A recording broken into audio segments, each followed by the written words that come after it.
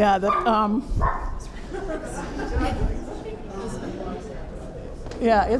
it's pretty self-explanatory. I had a lot of fun kind of trying to figure out the titles of the books that I wanted to use, and they're kind of mysterious. I put a couple of good ones, 1984s in there. There's a couple other good ones. But this was just a joy to do. I really love the piece. I love the sentiment behind it, and I think it turned out okay. Oh, it turned out. Thank you. Thanks. Thank you. Yay. How do you feel? Hi, Ryan. I feel good. I feel pretty good. I didn't sleep last night, so, bear with me. Okay. But I feel fine. I love this. Thank you. It's pretty cool. Thank you. Thanks. Why do you think art like this brings so many people together? Gosh, that would be a question for them. Yeah. Don't you think? It's kind of amazing. Yeah, I mean, I don't know. It's. I don't know. I don't know. You guys tell me. I don't know. I mean, I just do what I do, and what happens, and I've been doing it for 30 years now, and it's just, I don't know. Ask me another question. It's pretty spectacular. I told her the other day I was going to ask her a very obvious question that just gets her warmed up, but I want to show everybody this picture because there's a story behind this that I think speaks to the artist. And yes, I'm going to stand up with this. Thank you. And microphone still. Is the microphone working or not? Are we good? Got it. So I always think of you as kind of the artist. I've heard so many artists say like they worship you. Oh. It's so amazing. And we're looking at all this incredible art around us, except you're only exposed to just a tiny fraction of it when you look at this because there's so much art. So if you would, could you tell us what this picture is? I knew you were going to do this. And why? Oh my gosh. Okay. Yes, I'm so sorry. Yes. Yeah, everybody remembers James Brown, right? The most amazing, one of my favorite musicians, how he danced, everything that he did was so incredible.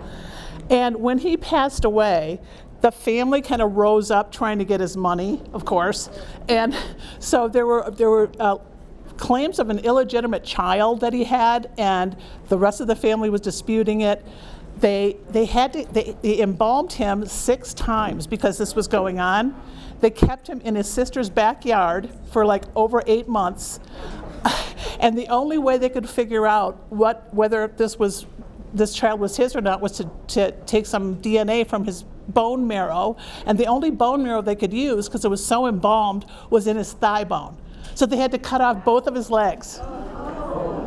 So we did a funeral for James Brown's legs, basically. Oh yes, thank you. And it was great. It was here when we first moved to the old spot over there. We had a second line parade. We had a horse-drawn carriage. We had a police motorcycle escort. We went all the way down around the plaza and back with these legs and the horse-drawn carriage. And it was amazing. And then we had an installation in the back of the gallery. We could go and pay your respects to the legs. And so that's the kind of fun stuff we like to do.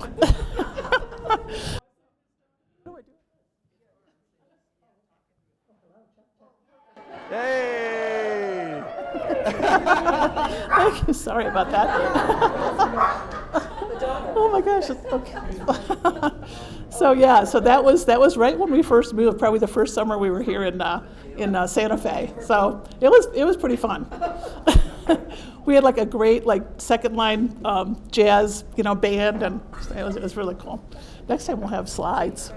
I've got some other pictures to show off some other stuff. But what other art, just so they give some context, what other art have you done?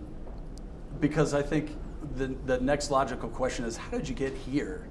How did you get here? But I'd love to hear just quickly what other art, and I'll give you a hint.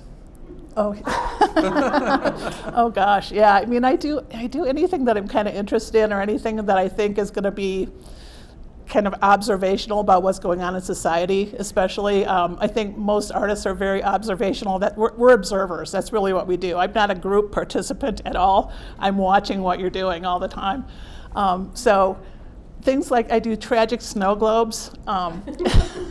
So these little snow globes, they actually have music in the bottom that kind of goes with the tragedy, but this one is of the murder wasp at the nudist colony. And I did one, and I hate to say this, but I have to. I really did not like my cleaning lady, so I killed my cleaning lady and her mother and put them in a car in the trunk, and people were stabbing them. That was another one. That was called The Murder of Sherry Green and Her Mother.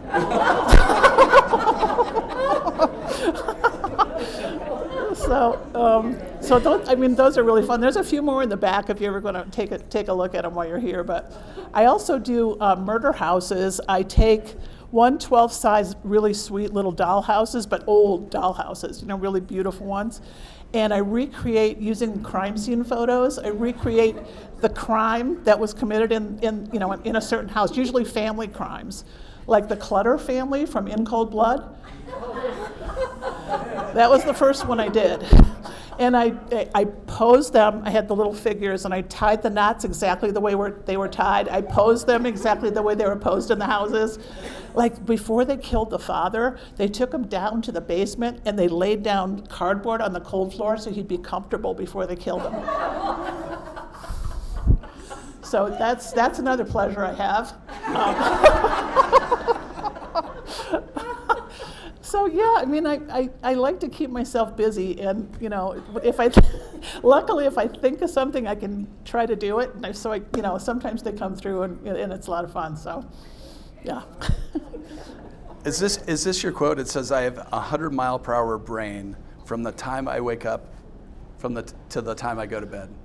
It's like a blessing and a curse. I bet If you're an artist, you probably have the same thing where you're, I've got this idea. You're writing it down, notebooks full of ideas, and that never happen or do happen. But it's constant. I think that's part of the joy and the suffering that we have to go through, because we can't do everything. But yeah, I do. Yeah. Is there a telephone that tells your fortune? Yeah. Well, right during the pandemic, when it first started, I just had a really bad feeling about what was going to happen. So I decided I wasn't going to succumb to it. So I didn't keep the gallery open per se. We had kind of limited hours, but we were over on the other street, and we built a fort in the gallery, and we called it the Art of Play. And one of the things I had in there, I have a lot of taxidermy that I collect. We had a taxidermy owl that would do Don Rickles jokes. And we had a telephone that if you picked it up and you pushed the numbers, it would tell your fortune. And we had a little puppet show that Brian, where's my amazing Brian, my assistant Brian, rigged up this puppet show. There he is, yay, Brian! That would sort of, thank you. He barks at exactly the right time. I love that dog. That's true. But it was just this crazy, fort that we built, and you could go in and do all kinds of fun stuff in it. So that was just kind of my pushback with the pandemic, and not letting it take us all down. It's a spiral at the same time. So all that art, it manifests into things like this. It's kind of amazing. Thank you. Thanks. And so, how long? What's the journey been like for those who don't know? Yeah, gosh, I wasn't recommended for college, so I didn't go. I didn't go to art school. I started working on my dining room table when my son was little, and I made little stuffed things for him and his clothes and things like that. And I've always just loved it. I've drawn since I was a kid, and I just kept making things, but I couldn't stop. And the first thing I ever sold, I was doing little art fairs kind of in Michigan. It's like 10 miles from my house. And the first thing I ever made or sold was a trapeze artist that took me 24 hours to make. It was stuffed about this big, 24 hours to make, and I sold it for $18. And I was like, yes, this is great. So that just made me realize that, because it's a long story, but I was in kind of a tough marriage, and I didn't know what I was going to do, and I had to figure out how to get out of it. I didn't have a degree, so I just kept going. That was a big moment for me when I said somebody gave me money, So I thought, oh. So that's kind of how it started. And I used to do art fairs. I did art fairs all over the country for about 20 years, and then in 2010, we opened a gallery in New Orleans in the French Quarter. And we've been there for now 12 years, I guess. So that was really fun. And the way that started was really fun, because I'm getting a dry mouth. We have water. Oh, thanks. Yeah. Thank you. I got to put down my cigarette. That's what I need, is a cigarette. That's right. Yeah. Oh, man. So I was doing art fairs, and I don't know has anybody ever done Jazz Fest in New Orleans, gone to that, the amazing music venue? Yeah. So we used to go show the work there every year, and we had gone in 2010 or 2009, and it was right when the economy was crashing, and I had a staff back then, and I had paychecks to meet and all kinds of stuff, and I was really worried because things weren't going well. The whole economy was kind of coming down back then, and so we're finishing up Jazz Fest. We packed all the art in the van. We're heading back home. I didn't want to leave because I love New Orleans. And we're driving through the French Quarter, and we see a for rent sign on the front of a building. And we slammed the brakes on, and we called the number. Can we just do a 30-day pop-up? She goes, I guess, yeah, sure. So she let us do it. We took everything out of the van, hung it on the walls, found a place to stay, and we just kind of sat there and prayed. And day one went by, nothing. And this was like 5 years after Katrina, so it was still a wasteland. We're way down at the end of Royal, so it was really, we didn't know what was going to happen. But day one, day two, I'm like, day three, I'm like, oh my God, nothing's happening. Day four, my assistant Chris, who's no longer with me, but was with me for 15 years, went down to the cathedral, lit a candle, and that night, a guy came in and spent $30,000.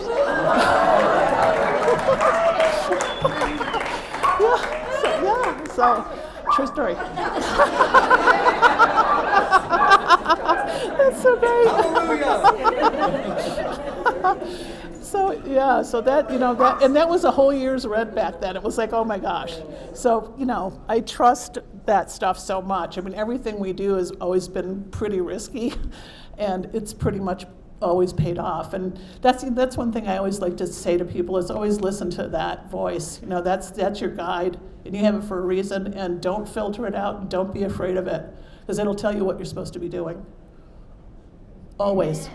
Yeah, yay! Yeah, absolutely.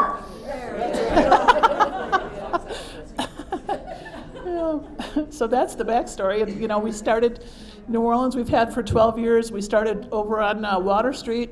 Gosh, 5-6 years ago, I guess. We moved here 2 years ago, I think. Something. Yep. So so it's been going well. Yep. And we started here as a pop-up too. We didn't know what we were going to do. One of my employees took a vacation to Santa Fe, and she came back to New Orleans and she said, Chris, they're buying art in Santa Fe. And I said, let's go. So we did, that was a pop-up too. We didn't know what was going to happen, but we made it. We did really well actually that first week. So it's another sign, you're supposed to be where you're supposed to be. So, yeah. Anything else? Yeah, anything else? I actually have a bazillion questions, so I got to filter all these out. What I was going to ask, and one of the questions from the audience was, where do you get your inspiration from? But I was just reflecting on the conversation we had a couple days ago, where you said, I'm always looking around the corner. I'm always searching for something, and I'm more focused because this is where I need to be type conversation. Can you talk about inspiration and where you are now and what manifests when you put that focus to work? I think it's that restless kind of spirit you have when you're an artist. You're always like, there's something, I got to grab this, I got to know that, I got to see this, I got to feel that. And I'm always feeling like there's something else I should be doing besides the actual work, even though I do the work all the time. I'm not always right there with the work the way I want to be. So I think just recently I've realized that I don't have to keep doing that. I don't have to keep looking out here for all this stuff anymore. And, especially with the constraints of mortality, it's like, it's time for me to really push this work the way I know it can go. And it's not done at all. There's so much more to be done with it. So it's my job to make that happen while I can. So I'm realizing that it's very liberating. It's very freeing. I feel a lot more focused. So it's good. Who feels that? Yeah, me too. The key is you have to learn. You have to open yourself up and understand the lessons that you learn. It's okay if it looks innocent, pure, and unrefined. Just play. You have to think like a child. They don't know what they're doing, but they do. That's what we want to get back to the pure form of being the vehicle through which the work comes. Trust your voices, intuition, and grow. That's really why we're here. Do you want this? No, Okay. I don't, because we want to hear from you, but I'm saying this to you. Who said that? Yeah, who said that? Who said that? Line up your intentions with who you are. That's the truth for everyone who works in art. Yeah. Where's that from? That is directly from her. That is a direct quote. Yeah, I mean, I heard that, I listened to that, I wrote it down. I'm like, if that does not sum up this human being, I don't know what does. It's pretty spectacular. thank you, sir. Yeah. Thank you. Yeah, I mean, I think, and I have a piece called "Before We Were Taught," and it's a piece about childhood, and it's a piece about what happens to us when we get exposed to the fear and the sorrow and the worries of the world as we're taught to be more and more fearful. And looking back on my life, yeah, crap has happened, there's no doubt about it, but 97% of it never did. And so that time, well, isn't that true? If you really think about what you worry about, it doesn't happen. Absolutely. So cluttering up this beautiful focus that you had as a child, covering that with the layers of fear that we're taught to have, is about the worst thing you can do to yourself, especially if you're creative, to anybody. It doesn't exist. We're all here. We're all going to go. Let's face it. It's just, it's just what you do with it in the meantime. And children,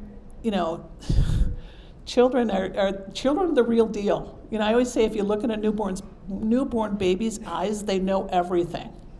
It's there. You can see it. They know where they came from. Slowly but surely, that gets eroded by what we teach them, what we tell them to fear, what we tell them to stay away from, why they shouldn't do this, why they shouldn't look this way, why they shouldn't talk this way. So it's, we have to have rules and regulations, but not fear-based ones. Just getting along with people ones. Did you pay this dog? Yeah, this dog's amazing. I did, yes. It's so funny. So these are people that you know, but these are quotes directly from them, and I'm interested in your response. So Rebecca said, there's a big problem with Chris's work. It's just so darn enchanting and fun that someone could take a quick look and move on, and they would be sorely mistaken. That's sweet. Yeah, that's nice. Yep. Yeah. And there's another gentleman from the Library of Congress. He said, there's a sense of joy and humor behind Chris's work, but it's also a sharp commentary as well. Like, aren't we funny? Yeah. It's kind of interesting. I've always been enchanted, and I love you. And but you look at something this amazing, and then you look anywhere around here, and you see something with whimsy. And I'm just, what inspires that with you? Oh gosh, I mean, I think the more humorous pieces, that's just we all have different sides, right? We all have a silly side. When most of us try to have kind of like a spiritual side, or a side that's questioning, or a side that's a little deeper. So it's just the two sides of myself. And the more comical pieces are probably more observational, just in society in general, what I see. And then, these pieces, I had to say this, but I got the big C in 2009, right when I was just about ready to open the gallery. And that was the first time I realized I wasn't going to be here forever.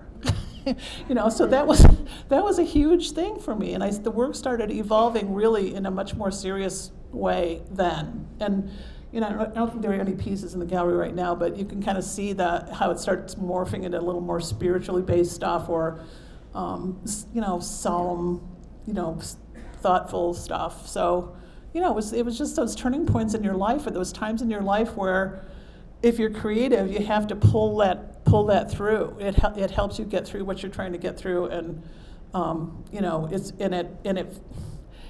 there's so many universal things. We all feel the same thing at different times. All of those emotions are in all of us. And so tapping into those and letting those come through, and especially, I don't get a chance to as much as I want, when I get a chance to see people see the work and relate to it with the same intention that I put into it, that's everything to me. That's why I do it. So yeah, I don't know if that answered it or not. But That's a great there was I guess an art critic, I would say, who said her work continues to get braver and braver. Your early work has been described as Picasso-esque, with a three-dimensional form and a two-dimensional space infused with Tom Waits' spirit. Oh, I love that. That's awesome. I've never heard that one. That's great. It's pretty good. Yeah, that's really I thought it was pretty damn accurate, actually. Oh, thanks. That's awesome. He's my favorite musician, just so you know. Yeah. So there was. Talk louder. Oh, sorry. Oh, you can't hear me. Sorry. Got it. Louder. Louder. Just me. I don't have I thought I had a mic, but I don't. Do you want to back? I'll try and speak louder, but. Do you want to back? What this? It's all right. I think I can project, hopefully. Okay. Hopefully. Okay. What exactly is a human Z? Oh, this is a true story. There's a piece in the back called Human Z, and back in the 70s, I think it was, there was a group of scientists that had either raised or found this monkey that had so many human-like features that they thought it was the missing link. It was in Japan, I think. It was in Japan, and it had all these characteristics, like it loved human ladies. And I can't remember all the different, but it's on the piece back there. But yeah, that was just kind of a thing that I thought was funny and interesting, and I don't know. I can't remember what was in it, but. So what do you see in the next 3 to 5 years? What's? Oh gosh, geez, let me think. I think just this new focus on the work, kind of seeing what I can do with it. Spending more time in the studio, which is, my favorite place to be. Also, I love, I don't know, and I don't think I'm doing a great job right now, I'm sorry, but I love connecting with people on this kind of level. I love being able to talk about what I do, because I think it is so universal in every single profession, in every aspect of everybody's lives. These are universal things that we're all trying to, get better at what we do, get smarter at what we do, get more childlike, hopefully, at what we do, get more pure at what we do. And so once in a while I get a chance to kind of connect. We do a retreat where we bring people in and we teach them how to do all the techniques.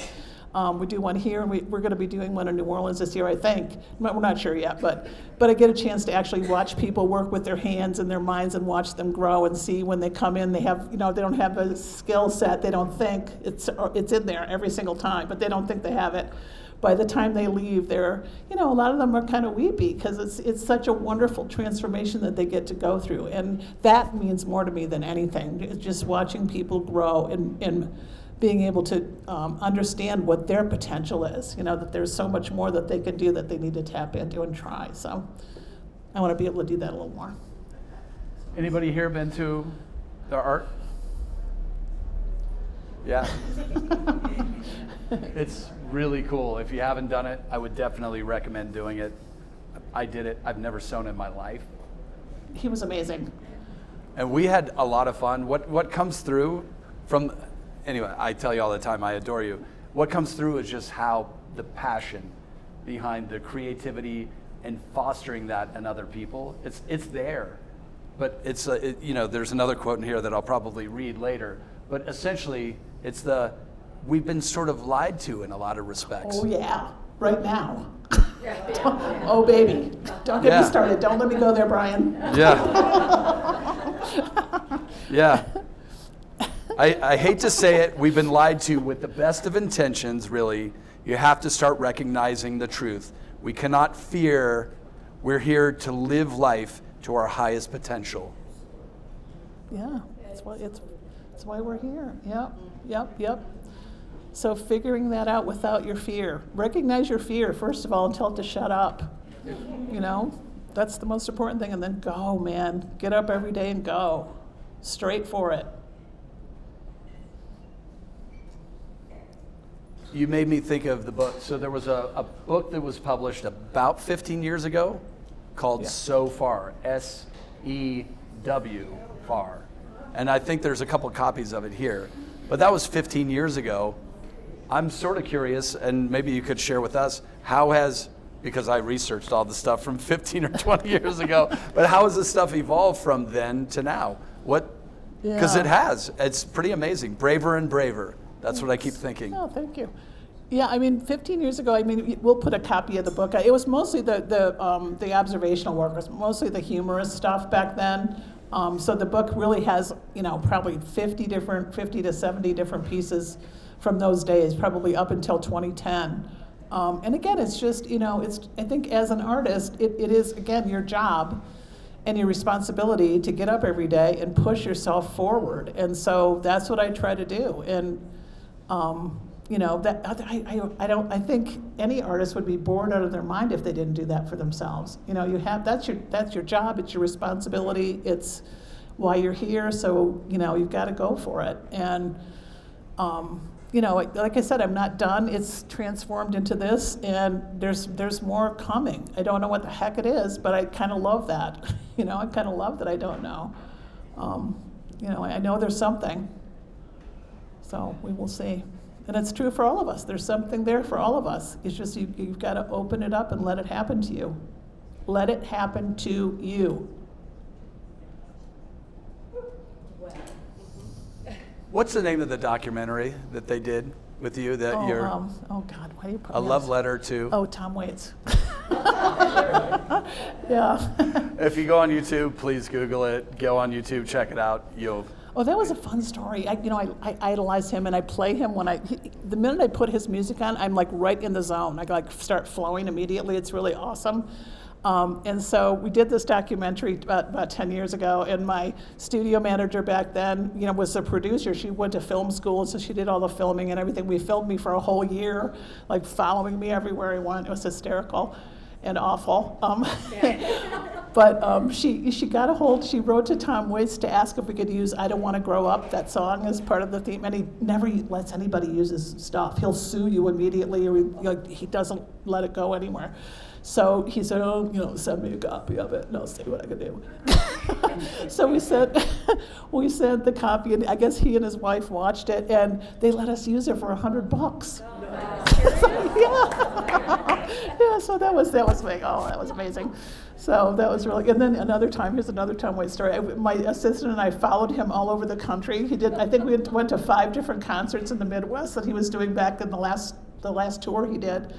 And I took one of my pieces because I thought, oh, good, maybe I can give it to him. And so I took a piece called If I Had a Monkey, and it's this whole thing about what I would do if I had a monkey.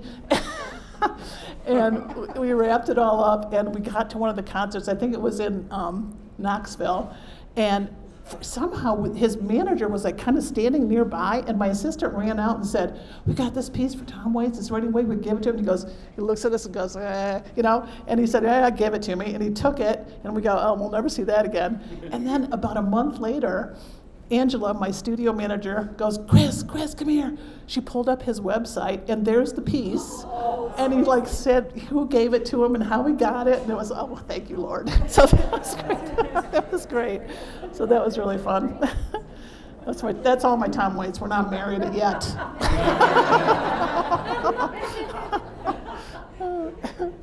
I held this up earlier, the James Brown's legs, but I look at this, I look at the lights, the painted lamps that you've done, the taxidermy, the conspiracy plates, and it is kind of amazing. And I when you go down the YouTube rabbit hole, when I say the artist, you would realize that there's a lot of really creative people out there that do art, do music, and where they find inspiration and really shower their affection towards somebody, they sort of look toward this person and say, like, she's amazing.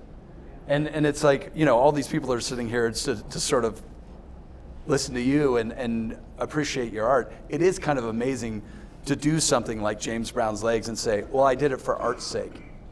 Yeah, well, I thought it was funny. I love you so much. Well, and the irony, you know, look what we do to each other. They cut off his legs, people. You know, I mean, it's like, why are we like this to each other? I don't know, but it's also funny, so. Yeah. So here's an easy one. How many bulldogs have you had? I've had 6. I have had a total of 6, yeah, since I was a little kid. This is my 6th one, Kevin, who is my pride and joy, 2 years old. Yep. He's a meatloaf, yeah. I have a picture of him in my house. Yeah. So how much time do we have left, by the way? Anybody? Are we just a couple more questions? Yes. Okay. So I'm going to buy a billboard here in town. I love this. I already love it. I'm going to buy a billboard, and you can have any message that you can write to humanity on it. Oh, God. Oh, my God. You're putting me on the spot. Huge. Oh, my gosh. Oh, my God. Oh, let's ask the audience. Let's make them tell us. All right, who's got an idea? Billboard, what would you put on it? Yes? Oh, yeah. That's my favorite quote. I love that quote. That's not bad, except can you read that while you're going 60? I don't know. Yeah, that's a great one. I also love, everything that exists was once imagined. Isn't that a good one? Oh, yeah. That's my other favorite one. Something like that might be good, or something about, I don't know. I don't know. That's a hard one. I haven't slept. You have one? How about just be you? Just be you. Yeah. Like boils down everything Chris is talking about in staying like really true and authentic to yourself. Yep. And not letting all the noise and the fear drive you, but letting your own inner voice drive you. Yep. I was at a party once and some guy told me a gigantic split and said, just be ya, instead of see ya. Just be ya. It was sweet. I feel like it changed me. That's good. Yeah, I think stressing the fact that we're all individuals. I'm sensing this thing coming across the zeitgeist that's trying to tell us we're not unique or individuals. We're all individuals. There's nobody else in this face of the world now or in history that has ever existed with the qualities that you have. And you have those for a reason. And so never let that go. Never let yourself become anything but that individual that you are, because that's the truth. Always go toward, who said Lou? Thank you. Thank you. That is the truth. So, pay attention to the way they're trying to change that, because it's not good. Yep. All right. Any questions from the audience? I have. Yes, ma'am. If you could think of an author, because I think of your artwork as magical realism in a genre of literature. Oh, I love that. Can you think of an author that you really love that kind of embodies your sensibility? Wow, that's a good question. Gosh, well, I have to say there's someone here in the room. One of she is an up and coming author, but I'm telling you right now, this little lady is going to be huge someday. Caroline, please take a bow.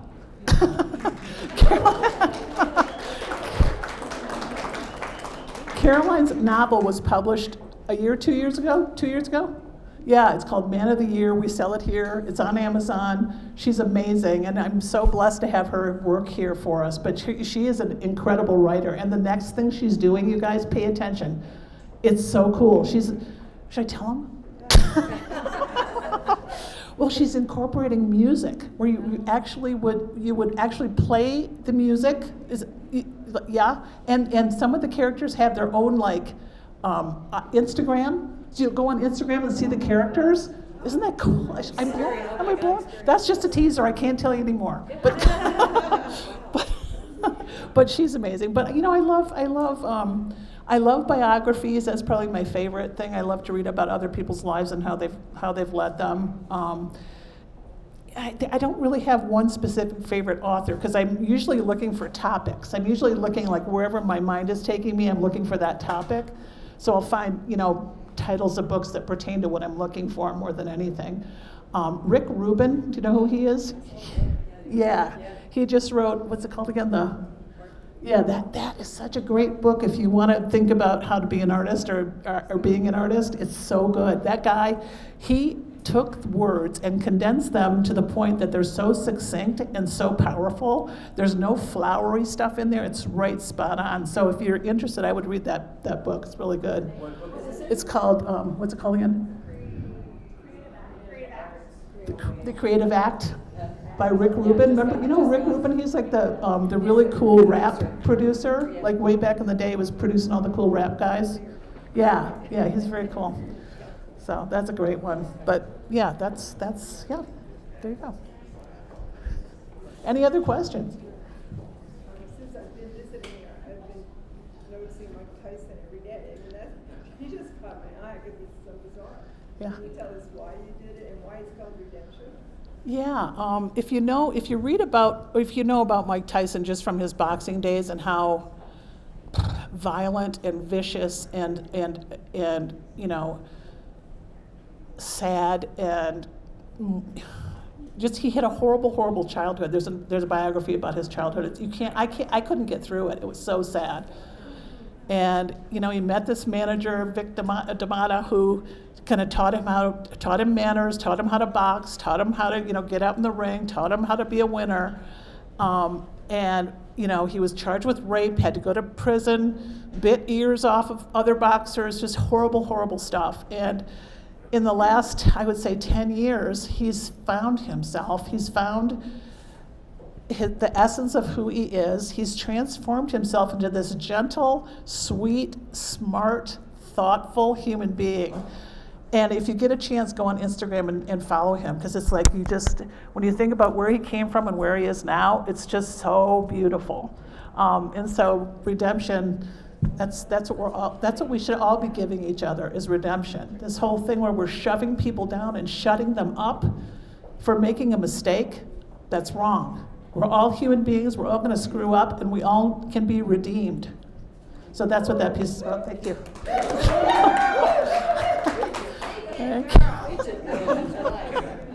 Oh, well, yeah, but it's true. We have to have grace with each other. Any other questions from the audience? Yeah. Can you talk a little bit about the technique of free motion embroidery? Yeah. I've collected for a long time, so Yeah. I've watched your transition from applique to what you're doing now. I'm not sure everyone understands how difficult that is to do that. Yeah, well, yeah. How many hours? Yeah, all right, well, let me tell you, luckily, in our presence, we have, I don't know if you understand, this work is so labor intensive that there's no way I can do it myself. I can't. I had to decide at a certain point in time if this work was going to appear in the world, because I couldn't do it all. And I had to realize you got to get help. You got to see if you can, find people who can do it. We got to teach them how to do it and get it out in the world. I believed in it that much. So we have this amazing staff. I think right now we have 5 wonderful women kind of all over the country that do the work, do the stitching work. One of them is right here, Athena. Stand up, Athena, stand up.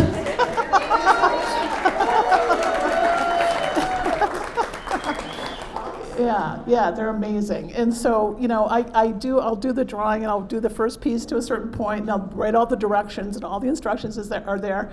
But these ladies have this, I'm gonna probably cry, so whatever. But but no, I can do anything because of what they're capable of doing. I can do anything. And that for an artist, that is mind-blowing.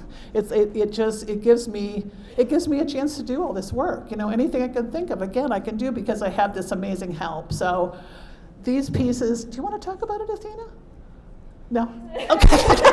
Yeah, that's okay, you don't have to. If you look closely, every single stitch, this is all done on a basic sewing machine. We don't use computers. We don't do any of that stuff at all. The piece is cut, and then we go back in, and you can kind of see every time the color changes, we're changing thread color on that machine. So it's like, and you know, and so it's just really this is probably over 300 hours. Oh, yeah.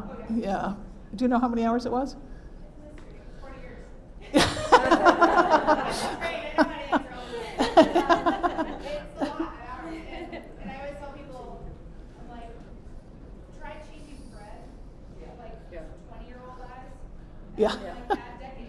Yeah. Change thread. Like for changing thread to me is like the hardest part. So Yeah. they're changing colors and all the things, and it's amazing. But I think that's, I don't even know, Chris, I'm telling you, it's a lot. Yeah, it's a lot. Yeah, but if you get a chance, we have magnifying glasses, and you can kind of look closely at the pieces if you want to after we get done. But it's thread painting, so it's basically we're using thread to make a painting with a sewing machine. And yeah, thank you. Thanks. Thank you very much. Yeah, it's a lot of fun. Because how did you meet Ryan?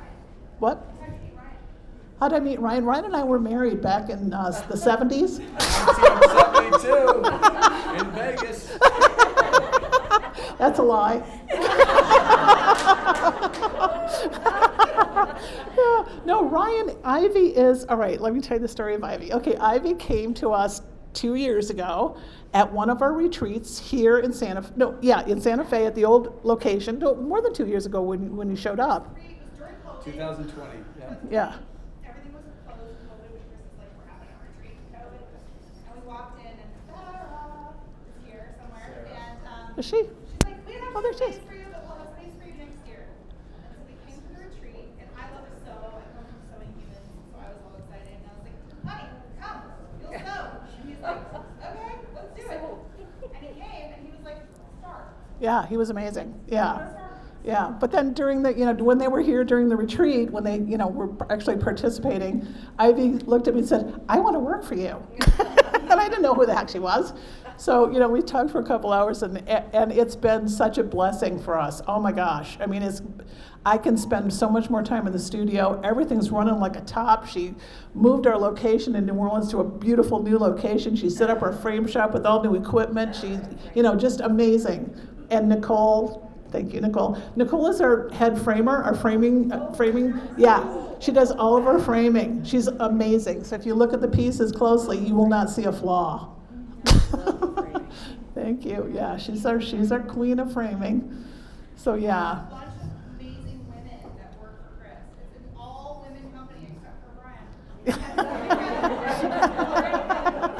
He's the rooster. Amazing. It's such a joy. We look forward to seeing everybody on Zoom. We're spread out all over. The cool thing about this is that we have Athena's all over, and Chris is in Michigan, and we're kind of everywhere. But we all believe in the vision and Chris and what she's doing, and it's just the coolest thing to come together. And so look out for Thursday. Yeah. Well, I'm the lucky one, I mean, there's no way I could do anything that I do without, all of these people. So it's just such a blessing, and I can't thank them enough ever. We're like, in the work, and what's she gonna do? It can't possibly get better. And then she sends us a picture, we're like, So Athena, I mean, I know you don't want to get on the spot, but can you speak to that? Like, you guys are the ones who are always getting to do the idea. It's pretty so exciting. Yeah, I love it. I feel so lucky to be working for you. It's really cool. Thank you. That's so sweet. Thank you. Amazing.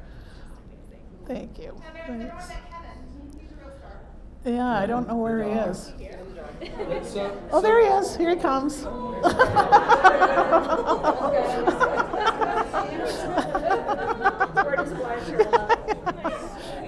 Kevin, come on, buddy. Kevin's business casual. Exactly. Say hi. Hi, baby. Go say hi to everybody.